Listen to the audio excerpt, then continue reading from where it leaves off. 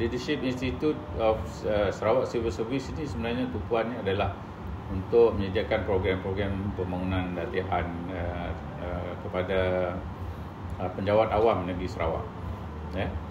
Tetapi dari segi pelaksanaan memang kita ada ramai ataupun banyak strategic partners lah yang dalam pelaksanaan berkolaborasi dengan pelbagai agensi termasuk pihak korporat, syarikat dan sebagainya untuk melaksanakan program-program kita. Saya melihat peranan Leadership Institute ini adalah sangat penting, khususnya bagi melahirkan barisan kepimpinan di pelbagai peringkat dalam sektor perkhidmatan awam di negeri Sarawak ini.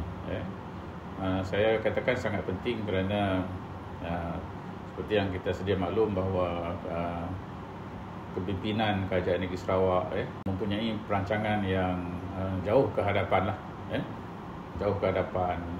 Yang Amat Berhormat Premier sendiri seringkali mewar-warkan tentang pelbagai inisiatif yang sangat baik, yang sangat penting untuk kemajuan, membawa kemajuan kepada negeri Sarawak, khususnya menjelang tahun 2030 lah melalui PCDS kan.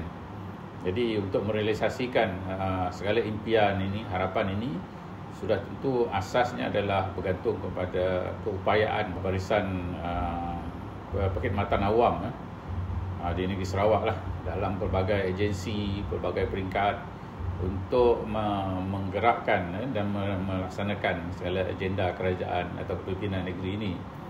Dan di situlah kita melihatlah keperluan dan kepentingan untuk kita memiliki barisan penjawat awam yang kompeten.